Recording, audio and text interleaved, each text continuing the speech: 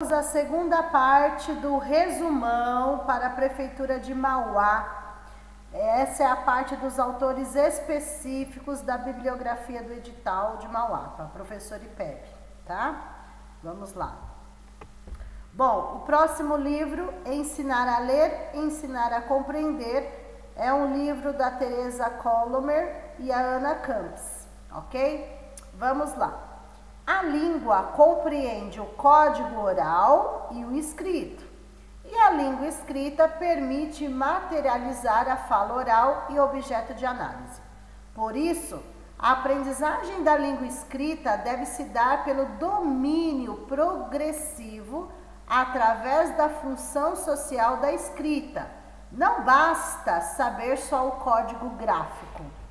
Então, na primeira parte aí das autoras, o que elas vêm trazendo? O código gráfico seria aprender a alfabetização, aprender a ler e a escrever, só o código gráfico, ok? É muito mais do que isso. Além da alfabetização, precisamos também do letramento, que é a função social da leitura e da escrita, certo? Então, elas dizem que para aprender a língua, né, a língua oral, a língua escrita, não basta só o código gráfico, ou seja, só a alfabetização, né? Deve-se também fazer o uso social da língua, ok? Então, aí vai entrar alfabetização e letramento, porque a alfabetização é aprender a ler e escrever, e o letramento é a função social da leitura e da escrita, ou seja, o que eles vão usar isso na vida deles? Que não é só sala de aula, certo? Então, essa é a primeira parte. Na realidade, ler significa compreender e entender o que está lendo, a processar os conhecimentos visuais, conhecimento do leitor de mundo. Quando se lê um texto, estabelece hipóteses, abrevia significados, faz deduções e no decorrer da leitura, averiguar se suas hipóteses iniciais estavam corretas. São as estratégias de leitura, né? Outra autora vai falar sobre as estratégias de leitura, que é a Solé, ok?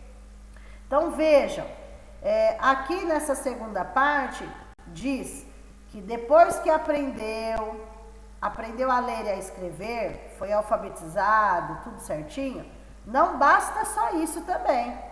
Tem que aprender a entender um texto, interpretar o texto, entender o que está lendo, tá? Então, não basta só aprender a ler e escrever. Precisa, depois, na segunda parte, você entender o que você lê, né? Ter um significado aquilo que você lê, ok? Ao ler, não lemos letra por letra, e sim globalmente em um conjunto de elementos gráficos. Por isso, não é coerente realizarmos leituras com pequenos textos fragmentados, né? E sim o contexto da leitura. É fundamental atrelar a leitura com diferentes propósitos. Quanto maior o conhecimento que o leitor tiver do mundo, conhecimento prévio, né? Conhecimentos prévios, mais simples será a apreensão do texto, certo? Então, assim, não é simplesmente ler por ler. Ler, entender. E esses diferentes propósitos eu estou lendo para fazer o quê? Estou escrevendo para fazer o quê? Então, uma lista de supermercado, estou lendo e escrevendo para deixar no bilhete, para fazer uma carta, para comunicar. Ou seja, tanto a leitura que foca na leitura, mas tanto a leitura quanto a escrita são diferentes propósitos, né? Então, aqui, essas autoras, elas vêm focando nessa parte, na leitura, que tem diferentes propósitos, né? Estou lendo uma carta, estou lendo um comunicado, estou lendo o bilhete da minha mãe, estou lendo algo, ok? Então, é um contexto geral e não é ler palavra por palavra solta, e sim entender o contexto geral. O ensino e a aprendizagem da leitura estão atrelados com a concepção tida na escola. A função social da leitura tem como aspectos partir do conhecimento dos alunos a respeito das funções da leitura, estar associado a comunicar algo a alguém, tá? Então a leitura, o propósito da leitura é você ler para se comunicar, esse é o foco, né? Então você tem que ler para se comunicar com alguém, né? Saber a leitura para se comunicar, ou com você mesmo, ler um livro por prazer, ok? Então esse é o foco aí das autoras, que quando você aprende a ler, você aprende a escrever, não basta só o código gráfico, mas sim a função social de tudo isso, ok? Tem que ter um propósito, não pode ser fragmentado, tem que ser um conjunto, tem que ser contextualizado, você tem que se comunicar com alguém, ou com algo, ok? Algo, alguém. Este é o foco dessas autoras. Lembrando, gente, que nós não estamos trabalhando o livro por completo, e sim resumos que facilitam vocês a fazer os treinos das questões para a prova, né? Conseguir lembrar, quando tem um enunciado da questão, você vai fazer associações, ok? Opa, eu aprendi o que sobre leitura escrita com os autores?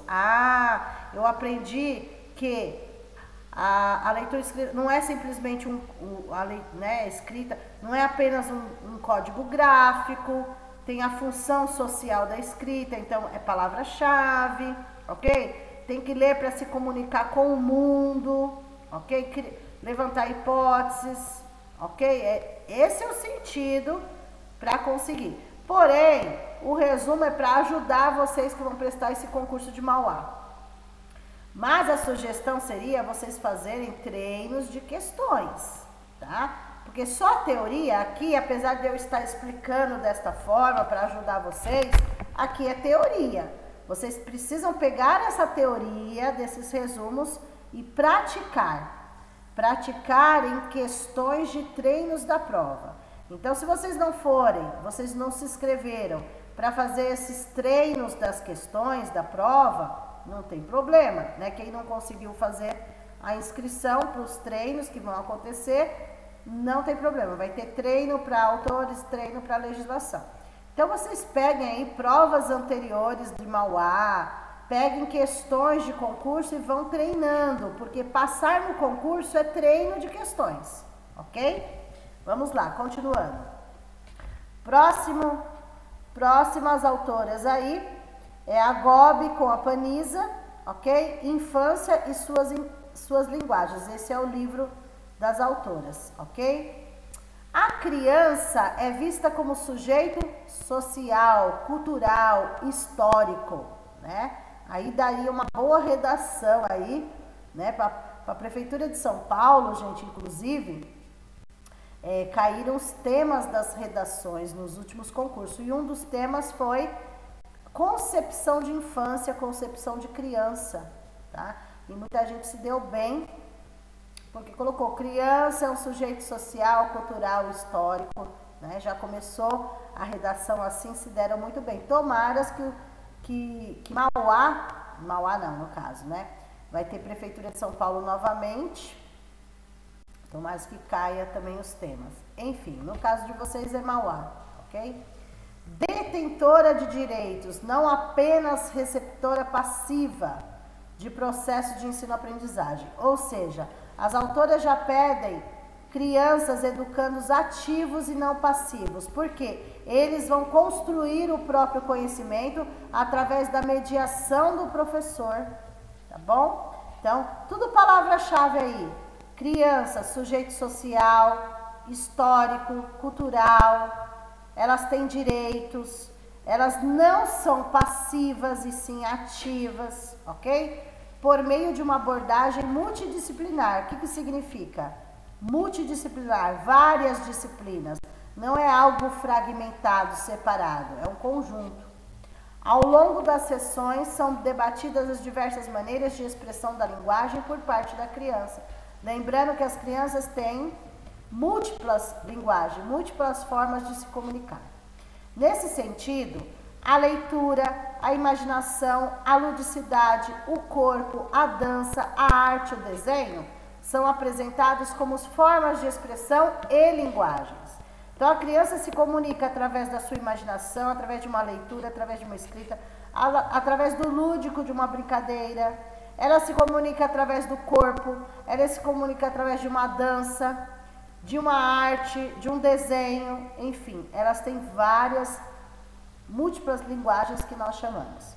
Assim como possibilidades na organização do trabalho pedagógico de um professor que vislumbre o protagonismo das crianças, palavra-chave, protagonismo ou protagonismo infantil, ok? Porque as crianças vão construir o próprio conhecimento com a ajuda do professor, elas são protagonistas do próprio conhecimento, ok? Explicitam a necessidade de uma prática docente. Então, para que isso aconteça, é necessário que a prática do professor favoreça esse processo, para que elas possam ter uma educação integral, uma educação completa, com amplas experiências e estímulo à imaginação e à criatividade. Só tem palavra-chave aqui, hein, gente? Vamos lá, desde o início. Sujeito social, criança, sujeito social, cultural, histórico, que tem direitos, criança ativa e não passiva, precisa, as autoras pedem, palavra-chave, abordagem multidisciplinar, palavras-chave, né? Multidisciplinar, leitura, imaginação, ludicidade, corpo, dança, arte, desenho, tudo palavra-chave, porque elas, é uma forma delas expressarem as múltiplas linguagens, ok? Protagonismo é palavra-chave.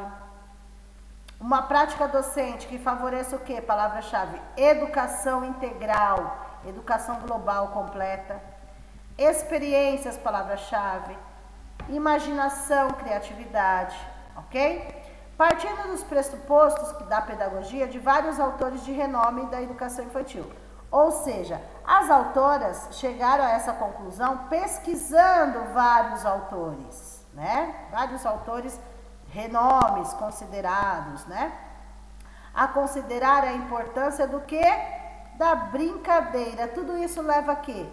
Que a criança aprende e se desenvolve brincando. Então aí está a importância da brincadeira, da música, da poesia, do movimento para a educação das crianças.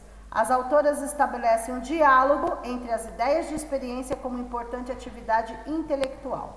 Tá? Então, tudo que envolve brincadeira, o lúdico, assim como a música, poesia, movimento, que envolve a criança, é para que elas consigam essa educação integral, ok? Então, esse é o foco dessas autoras. Próximo resumo.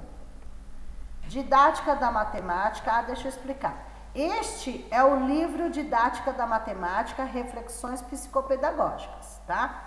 A Cecília Parra é uma das mentoras principais deste livro, mas ela não escreve sozinha, né? Tem vários outros autores que estão no livro, assim como a Adélia Lerner, com a Patrícia Sadowski, né? Tem Sadowski, enfim.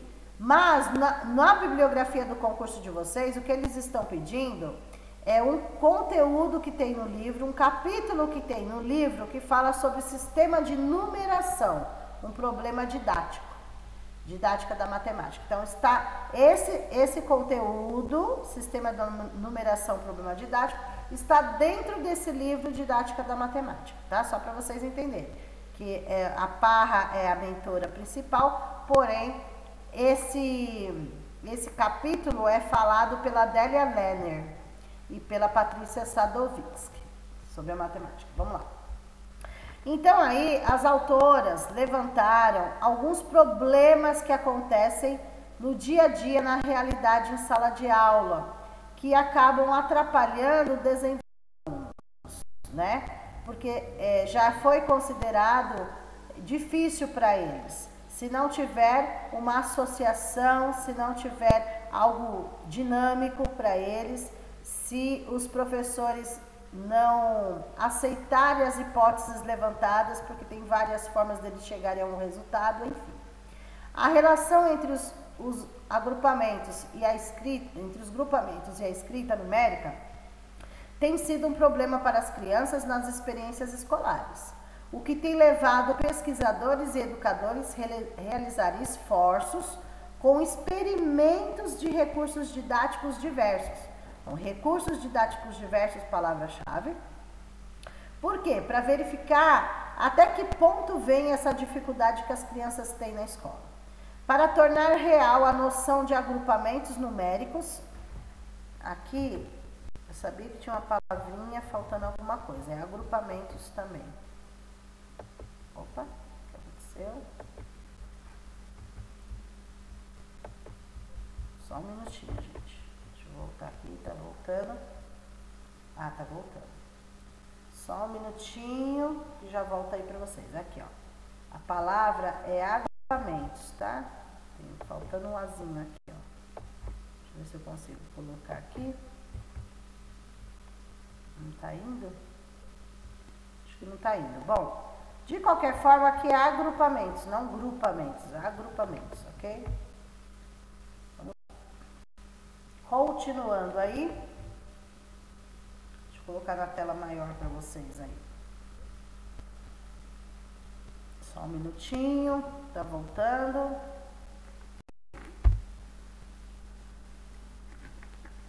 Arrumou, ok. Então, a gravidade do problema foi detectada através de entrevistas com as crianças que não eram trabalhados nos programas que usavam esses recursos. Então, assim, professores que utilizam recursos didáticos diversos, as crianças têm um desenvolvimento melhor, tá? E com aquelas que não têm esse tipo de apoio, ok? Então, foi feita essa pesquisa. Elas utilizavam métodos convencionais nas operações de adição e subtração. Vai né? Desce aquela coisa. Sem entender os conceitos de unidade, dezena e centena. Então, era algo mecânico, elas puderam verificar que era feito arma e fetui, algo somente mecânico, fazer contas de adição, de subtração. Porém, elas não sabiam os conceitos, o que é uma unidade, o que é uma dezena, o que é uma centena, e isso dificultava, tá? Mesmo naquelas que pareciam acertar de forma mecânica, não demonstrava entender os algarismos convencionais na organização do nosso sistema de numeração. Então, isso foi um problema. Então, o professor, quando for ensinar, conforme as autoras, adição, subtração, alguns exemplos que elas dão, precisa também trabalhar a questão de unidade, dezena e centena para essas crianças. Que número vai embaixo de número, onde vai o sinal, enfim. Foi verificado que as práticas pedagógicas não consideravam os aspectos sociais e históricos vividos pelas crianças. Ou seja, o dia a dia que traziam para a escola não era importante quando os alunos chegavam à escola e mesmo no decorrer do ano letivo. A preocupação estava centrada apenas na fixação da representação gráfica. Ou seja, os professores estavam só preocupados se as crianças estavam acertando ou não as contas. Arma e fetui, né? Façam tantas continhas. E daí, conforme as autoras, não é o método correto de se trabalhar. As crianças precisam entender os conceitos, né? E não é só arma e fetui.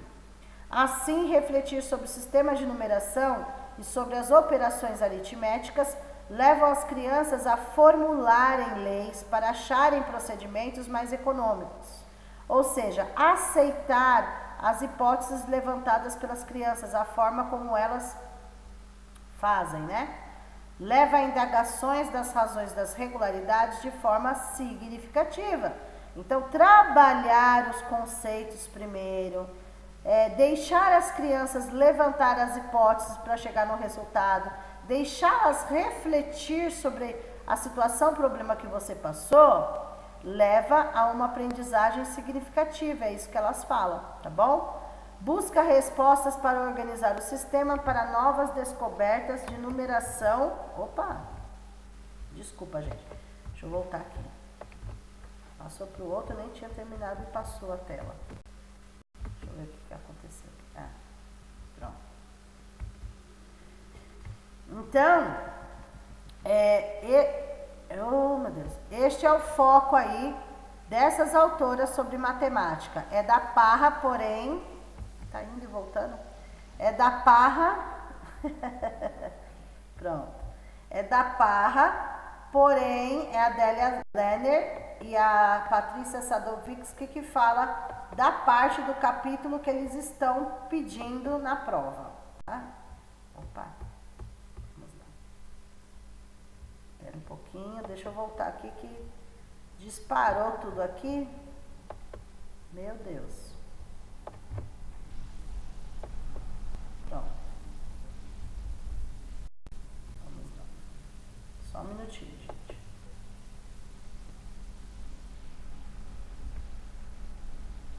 Continuando aí.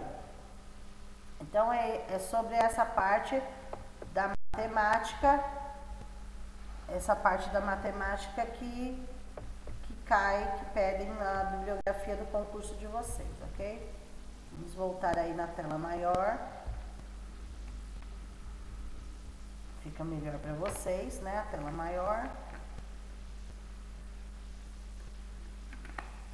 Gente, que demora é essa?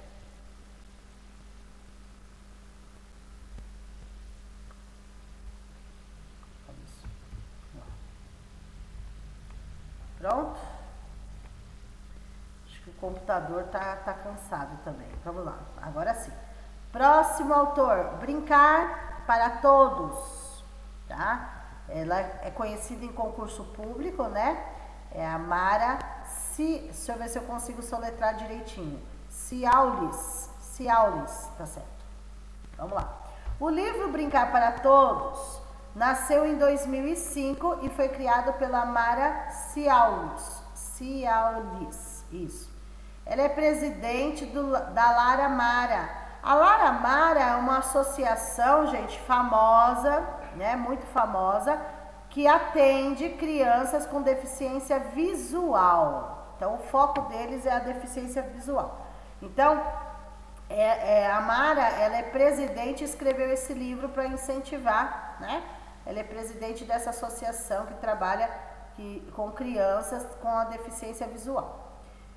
Com o desejo de proporcionar a todas as crianças a oportunidade de conhecer e usufruir os espaços lúdicos junto com as crianças com deficiência visual. Agora chega em mais uma edição com novas brincadeiras e interações. Ou seja, né, fazer com que todos tenham a oportunidade desses espaços lúdicos. Por quê? Já foi provado que criança aprende brincando, né? A criança ela vai aprender e vai se desenvolver brincando. Porém aí eles colocam oportunidades das crianças também com deficiência visual também poderem participar desse processo, né? Através das brincadeiras. Então eles fazem vários tipos de brincadeiras também para os alunos com deficiência visual, ok? Vamos lá. A obra ensina passo a passo para criar brinquedos, palavra-chave aí, brinquedos intuitivos, com objetos que podem ser encontrados em qualquer casa, latas, tampinhas, massa de modelar. Ou seja, são brinquedos que podem ser feitos em casa, podem ser feitos na escola, tá? Para ajudar estes alunos. Os brinquedos e as atividades sugeridas são versáteis, alegres. A ideia é justamente mostrar como a inclusão funciona na experiência divertida da brincadeira entre todas as crianças, né? Então, não é porque o aluno tem uma deficiência visual que vai deixar de brincar, vai deixar de participar do processo? Não, né? Ele também vai ter uma experiência divertida da brincadeira, ok? O livro também explica quais os benefícios que cada criança terá com o uso dos brinquedos, como desenvoltura, interação, estimulação, tudo palavra-chave do concurso, hein? De outros sentidos do corpo, não só a visão. Então, assim, essas crianças que têm deficiência visual, elas vão desenvolver através dessas brincadeiras, né? E essas brincadeiras, esses brinquedos vão ajudar na desenvoltura, na interação, na estimulação, ok? E não só na visão, mas no corpo como um todo. A autora, com o seu projeto, preza pela participação da criança com deficiência visual ou baixa visão no ambiente familiar, escolar e na comunidade. Então, o que eles passam lá para essas crianças, né, e para os pais dessas crianças, que não é só na escola. A família também pode colaborar, né, a comunidade. Vamos lá. A autora diz: minha fonte de inspiração foi a crença nas brincadeiras como meio para o desenvolvimento infantil, mostrando às mães como confeccioná-los e como utilizá-los para a aquisição de habilidades e conceitos pela criança, a partir do maior número possível de experiências com objetos do ambiente. Então vejam, essa associação chama os pais e ensina os pais a confeccionar também brinquedos em casa para ajudar seus filhos nesse processo, tá? Conta ainda qual é o seu brinquedo favorito entre os propostos pelo livro. O Em Cima da Hora, este é o brinquedo desenvolvido nessa associação Lara Mara, cuja presidente é a Mara, ok? Por isso que é Lara Mara, ok? O brinquedo que para ela considera em primeiro lugar, talvez por ter sido um dos primeiros, é o favorito dela, é o brinquedo Em Cima da Hora, tá? Então, se por acaso cair no concurso público, qual seria o brinquedo favorito aí citado no livro? Em Cima da Hora, tá? É o favorito dela, da autora. Pois facilita às crianças o conhecimento de muitos alimentos e a possibilidade de reconhecerem a posição deles no prato, uma atividade que faz parte do seu cotidiano.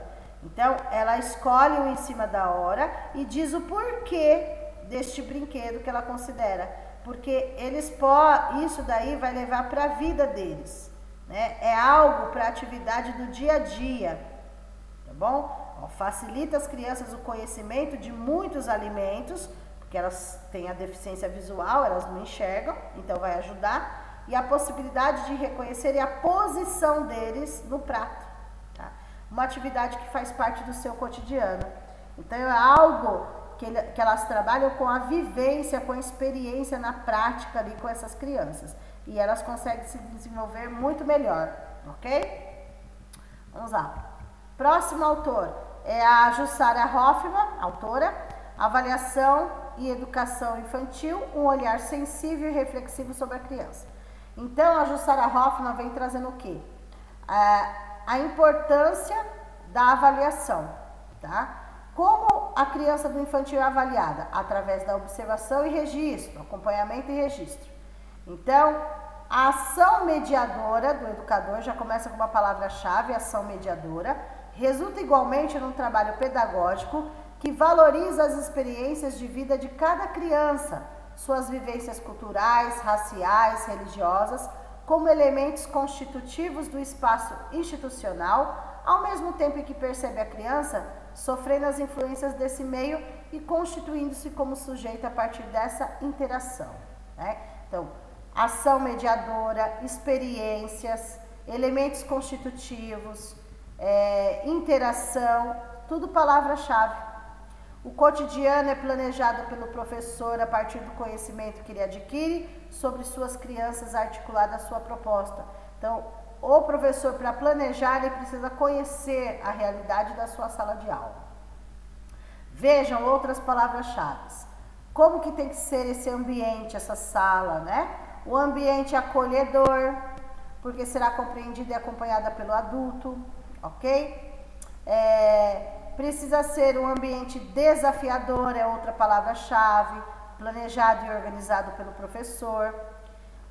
O processo de avaliação, que é o foco do livro, é um processo avaliativo mediador, ou seja, avaliação mediadora, tá? Que ela defende. Processo avaliativo mediador. Só se desenvolve num espaço pedagógico entendido nessa perspectiva de desenvolvimento, ok? Para compreender cada criança é necessário recorrer às condições concretas da sua existência, uma vez que as interações de cada uma com o seu meio abrangem significados de caráter biofisiológico, afetivo, cognitivo, social, ou seja, vários aspectos que a criança vai obter um significado. Ao longo da sua vida, na qual se insere a escola, ela é confrontada com múltiplas e diferentes vivências. Tem um acentinho, tá faltando em vivência aí, circunflexo. Existem as vivências com os objetos materiais, variados ou não, dependendo das possibilidades do meio. Então, a interação é muito importante, né? Porque a criança adquire um aprendizado interagindo com o meio também. Diversas também são suas vivências com objetos culturais, religião, dança, folclores, valores da cada sociedade. Então, tudo também vai depender do espaço em que a criança está inserida, não só espaço sala de aula, mas na sua casa ela vai se desenvolver. Ok? Então, aqui, opa, deixa eu voltar aqui, só um minutinho, gente, tá voltando. Então, aqui, o professor tem que ter um olhar sensível. Opa. O professor tem que ter um olhar sensível para esse tipo de avaliação. Avaliar o seu aluno, se autoavaliar, avaliar sua sala, avaliar seu planejamento, avaliar o espaço que deve ser acolhedor e desafiador, né? Se o planejamento foi organizado pensando nessas crianças, né?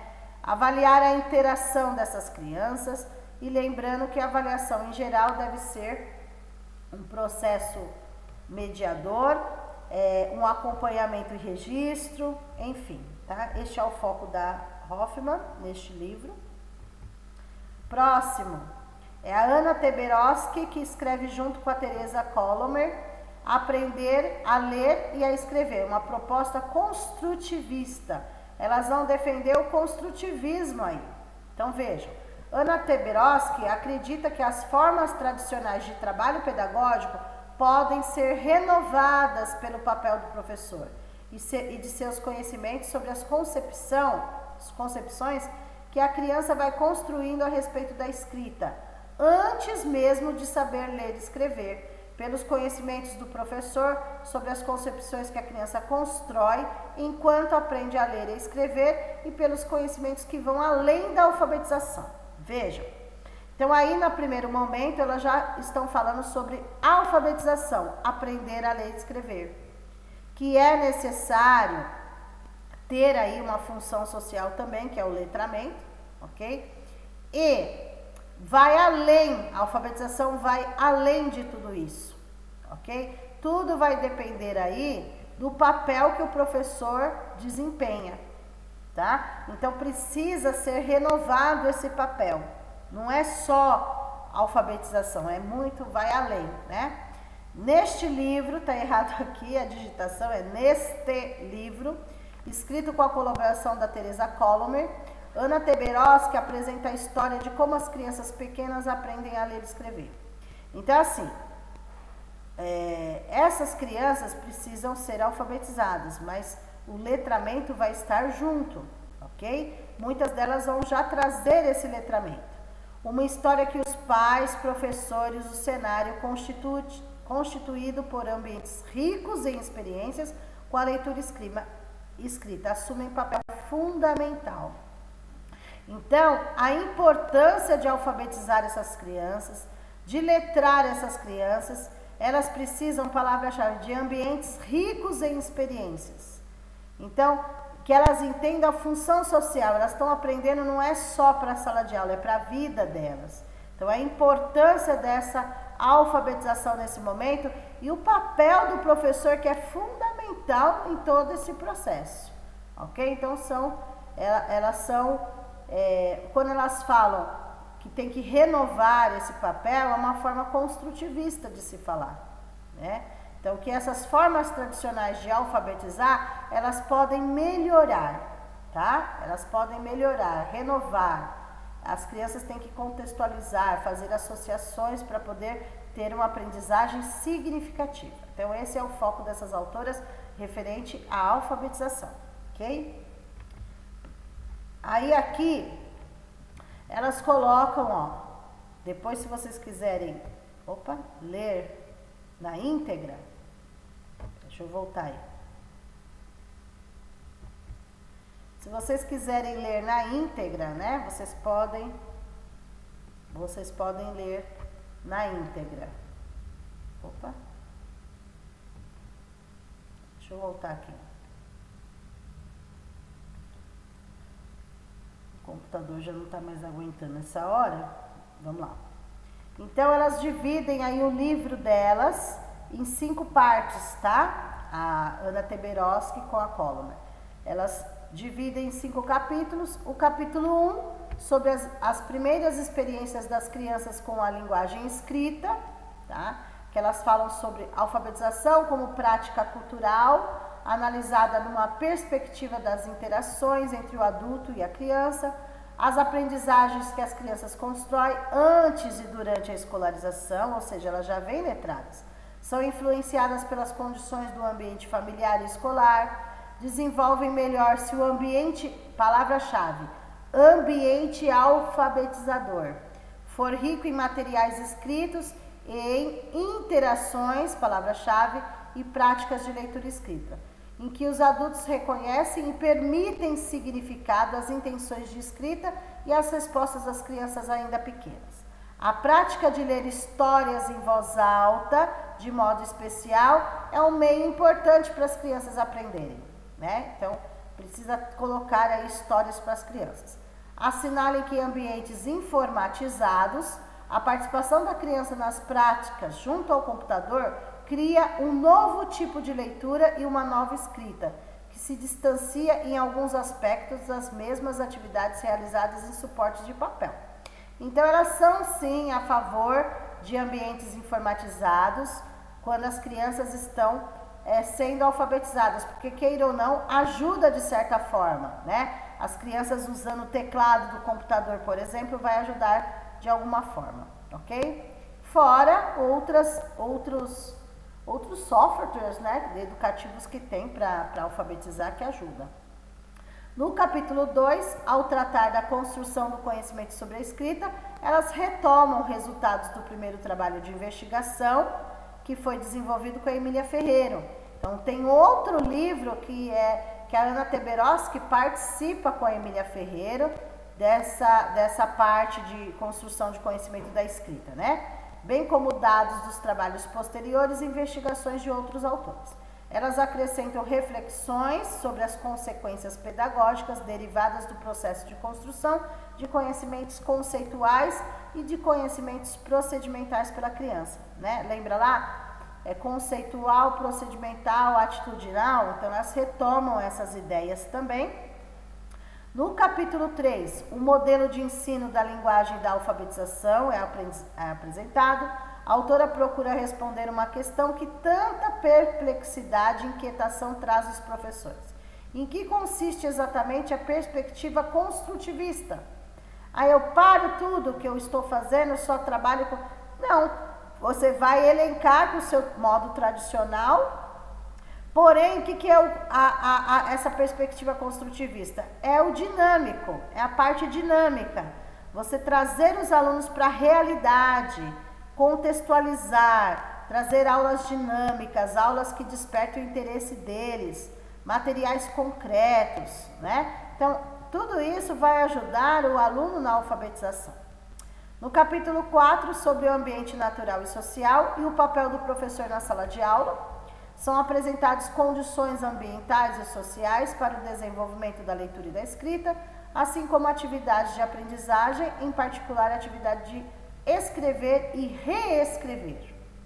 No capítulo 5, livros infantis na sala de aula, que é importante, apresenta sugestões ricas e valiosas para a formação de uma biblioteca na sala de aula para os leitores iniciantes. Então, elas são a favor da brinquedoteca, né? Também, mas aqui o foco é a biblioteca mesmo, tá? Por quê? Porque os alunos vão ter acesso a esse mundo letrado, ok? E daí usar livros nessa biblioteca de sala de aula, livros com aquelas letras bastão, né? Letra bastão, que eles estão sendo alfabetizados, vai ajudar eles. Podem ser livros que só tenham as imagens para eles entenderem, criarem a história através das imagens. Enfim, tudo isso vai propiciar, esse ambiente alfabetizador vai propiciar com que essas crianças sejam alfabetizadas e letradas da melhor forma, ok? Próximo, Reflexões sobre a alfabetização, da Emília Ferreiro. Então, ela começa dizendo que nós temos que repensar a nossa prática na parte de alfabetizar as crianças. E que, em primeiro momento, ela coloca a representação da linguagem e o processo de alfabetização que ela foca, né? A importância dos dois polos no processo de alfabetização, ou seja, quem ensina e quem aprende, ok? Professor, aluno aí. E a natureza do objeto de conhecimento envolvendo aprendizagem, tá? Então, o conhecimento é um objeto de ensino que precisa se tornar um objeto de aprendizagem. Ela deixa bem claro isso. Objeto de ensino, professor, objeto de aprendizagem, aluno. Ou seja, o professor tem o objeto de ensino, o conhecimento, e ele vai transformar esse conhecimento em objeto de aprendizagem, ou seja, para o seu aluno, ok? E daí elas colocam que a escrita pode ser considerada como sistema de representação da linguagem ou como código de transcrição gráfica das unidades sonoras, ok? Então aí eu vou só explicar porque a parte dela é bem extensa, tá? Mas não é o livro que pedem aqui não é um livro, é só essa reflexão sobre a alfabetização, não é aquele livro que ela escreve com a Ana Teberoski, não. Das hipóteses, né? Mas a gente vai relembrar aqui, tá? Então depois, se vocês quiserem dar uma lida, fiquem à vontade, eu só vou estar explicando, ok? Que o professor deve entender as várias hipóteses silábicas que os alunos apresentam, né? Atribuir uma significação ao texto escrito dessas crianças, que para nós é uma garatuja, é um rabisco, mas para eles significam muito. E é um processo que eles vão ter muita dificuldade, eles vão confundir bastante até conseguir a alfabetização, né? Então veja, aqui a Emília Ferreiro fala desses processos de alfabetização, ela não puxa o lado de cada um, apenas ela apresenta que nós temos o método analítico, nós temos o método sintético, temos o que mistura, mesclado. Então, analítico, você pode, vamos começar do sintético, que é o simples. O método sintético é o simples, você pode alfabetizar o aluno pela letra do alfabeto, que é pela alfabetização pela letra do alfabeto, é o método alfabético. Então, dentro desse sintético, que é considerado método simples, nós temos o alfabético, que são as letras do alfabeto. Nós temos silabação, que são sílabas. Nós temos fonético, que é o som. Você pode misturar, você pode escolher um. No analítico, alfabetizar pelo analítico, que é o mais complexo, o que é considerado mais difícil. Dentro do analítico vocês têm palavração, que é você começar alfabetizando já com as palavras inteiras, depois divide. Você tem o setenciação, que são frases, né? E você tem o texto, para o texto curto. Ou você tem o mesclado, mescla tudo, né? O professor que tem que escolher, conforme a autora, o método que mais tem a ver com suas crianças, né? E nem sempre as crianças são alfabetizadas da mesma forma. Você pode mudar várias vezes para atender a todos, ok? Aí, se vocês quiserem dar uma lidinha, né, sobre ela é bem extensa, a Emília Ferreiro, mas a gente está fazendo só um resumo das partes que são solicitadas, ok? Vamos entrar aqui, vamos lá. Pré-silábico, silábico alfabético e alfabético. O que é isso? Vamos relembrar, são as hipóteses silábicas. Então, o aluno PS é o aluno pré-silábico, né? Ele ainda está naquela fase da garatuja. Aí tem o S-silábico, que é subdividido em SSV silábico sem valor, SCV silábico com valor, o SA silábico alfabético e o A alfabético, ok? Então, vamos para a próxima autora aí, Adélia Lerner, próxima autora, Adélia Lerner, ler e escrever na escola, o real, o possível e o necessário. A Lerner diz, e ela explica no livro dela que nós temos a nossa realidade dos nossos alunos com dificuldade de ler e escrever.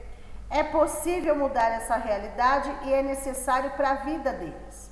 Então ela fala, o enfoque do livro é o trabalho na escola, as práticas de leitura e escrita, como aprender para estudar.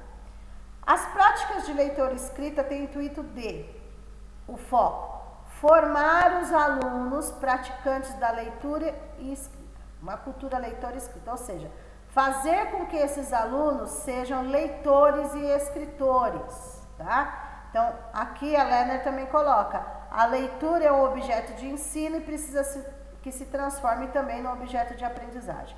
Então, o professor vai transformar esse objeto de ensino em objeto de aprendizagem para o seu aluno, tá bom? Então, aqui é o foco. Para que aconteça o quê?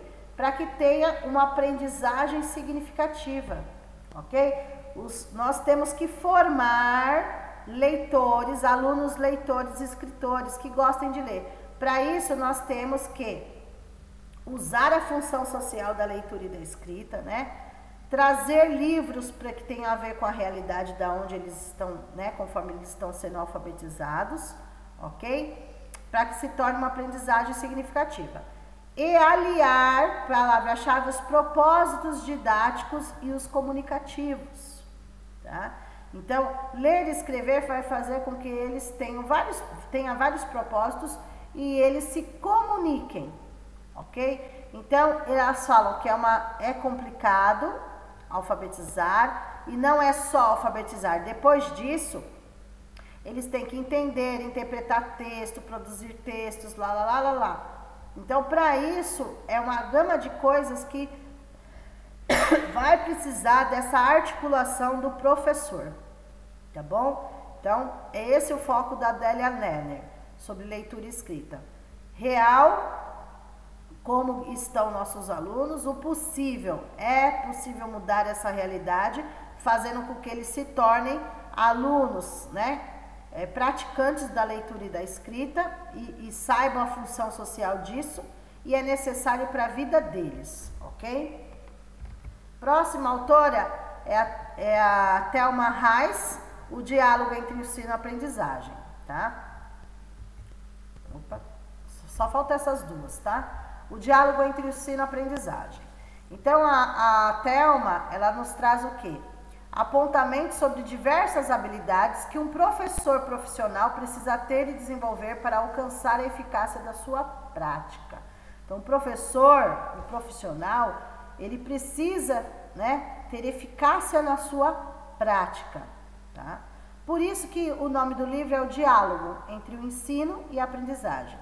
O ensino é o professor, a aprendizagem é o aluno, mas necessita das diversas habilidades para que o professor consiga.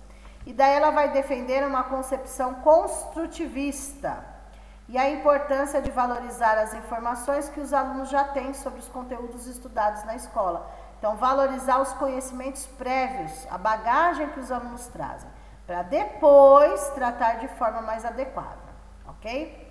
E daí, a Reis também vai trazer outra palavra-chave, a importância da reflexão em cima da própria prática. O professor precisa parar e refletir. Será que meus alunos estão aprendendo mesmo? Será que são todos? O que eu posso melhorar na minha prática, né?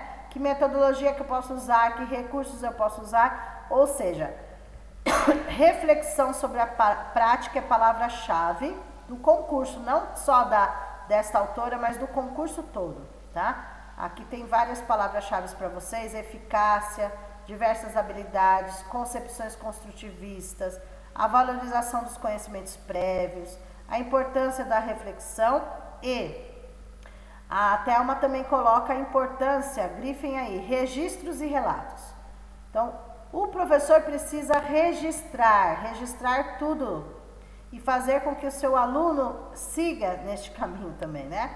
Os registros e relatos de cada professor são materiais importantíssimos para verificar em que ponto os processos de ensino-aprendizagem estão. E ela traz dois tipos aí de registros. O registro que você faz do seu aluno e o registro que você faz de você mesmo, né? Olhando, analisando o seu planejamento, replanejando. Então é um registro seu. Até que ponto sua aula deu certo, até que ponto não deu. Este é um tipo de registro, e o registro que é feito com os alunos é outro, né? Que vocês colocam aí lá numa pasta, num portfólio, né? Tudo que o aluno está evoluindo. Comparar nossos relatos com as teorias ajuda a relacionar quais ações nossas vão de encontro à pedagogia que tanto pregamos. E quais práticas é interessante se aprofundar para encontrar resultados melhores. Então, nós podemos, mesmo que seja um professor dedicado, sempre tem algo que pode melhorar, tá? É essa a fala da Thelma Reis, ok? E a última autora aí, que é a Isabel Soler, Estratégias de Leitura, tá? Então, como que nós vamos fazer, os professores vão fazer essas estratégias de leitura, ok? Tem algumas estratégias para que os alunos aprendam. E ela vem trazendo que não é só ler por ler. O aluno tem que ler, tem que entender, tem que interpretar, depois vai produzir texto. Então, é um conjunto, né? Enfatizando sempre que o ato de ler é um processo complexo. Nós sabemos que é difícil. A autora, utilizando um texto simples e agradável, dentro da perspectiva, mais uma autora na perspectiva construtivista da aprendizagem. A leitura é um processo de interação, palavra-chave, entre leitor e o texto, para satisfazer um propósito ou finalidade. Lemos para algo, devanear, preencher um momento de lazer, seguir uma pauta para realizar uma atividade, entre outros. Ou seja, nós temos vários propósitos de leitura, né? Você está lendo para quê? Ah, porque eu estou estudando para uma prova. Ah, você está lendo para quê? Ah, por prazer, estou aqui passando meu tempo livre lendo. Então, tem vários propósitos. Para compreender o texto, leitor utiliza seus conhecimentos de mundo e os conhecimentos do texto. Controlar a própria leitura e regulá-la implica ter um objetivo para ela, assim como poder gerar hipóteses sobre o conteúdo que se lê. Por isso, a leitura pode ser considerada um processo constante de elaboração e verificação de previsões que levam à construção de uma interpretação. Um dos objetivos mais importantes da escola é fazer com que os alunos aprendam a ler corretamente. Essa aquisição da leitura é indispensável para agir com autonomia nas sociedades letradas. A leitura, um objeto de conhecimento. Mais uma autora dizendo que a leitura é um objeto de conhecimento e é o professor que vai fazer com que ela se torne um objeto de aprendizagem. No ensino fundamental, a leitura e a escrita aparecem como objetivos prioritários. Está faltando um S aí. É fundamental que ao leitor se proponha a alcançar determinados para determinar tanto as estratégias responsáveis pela compreensão quanto o controle de forma inconsciente. Vai exercendo sobre ela à medida que lê. O controle da compreensão é um requisito essencial para ler de forma eficaz. Ou seja, eu tenho que ler e entender o que eu estou lendo, compreendendo aquele texto. Não basta só ler por ler, né? A leitura nos aproxima da cultura. Por isso, um dos objetivos da leitura é ler para aprender. Quando o leitor compreende o que lê, está aprendendo e coloca em funcionamento uma série de estratégias, cuja função é assegurar esse objetivo.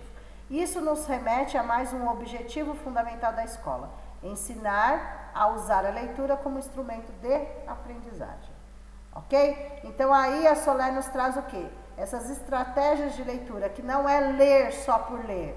Ler para aprender, ler, interpretar, compreender um texto. Então vai além.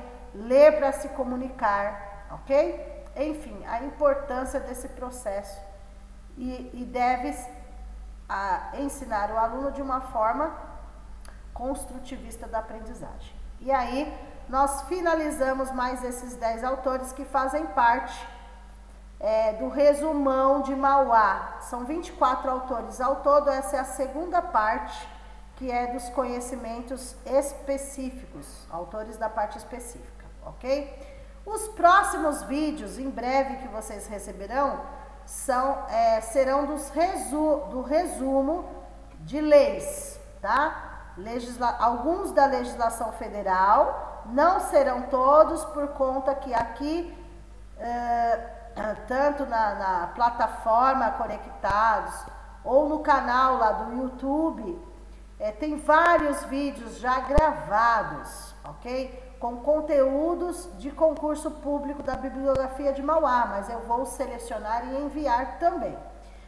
Acredito que o próximo vídeo será da legislação municipal de Mauá, para ajudar quem vai prestar o concurso de Mauá, tá bom? Como a prova é no dia 17, vocês vão continuar recebendo gravações, resumos até a semana que vem, porque a prova é dia 17, né? Eu não estava conseguindo, porque eu estava achando que a prova seria agora, nesse domingo do dia 10, daí eu não ia conseguir preparar tudo, porque é muita coisa, né? Mas como é no dia 19, eu consigo ajudar um pouco mais, tá? Vou ver se eu consigo em geral, mas o que eu puder ajudar, vocês podem contar comigo, ok? Até a próxima aula. Um abraço.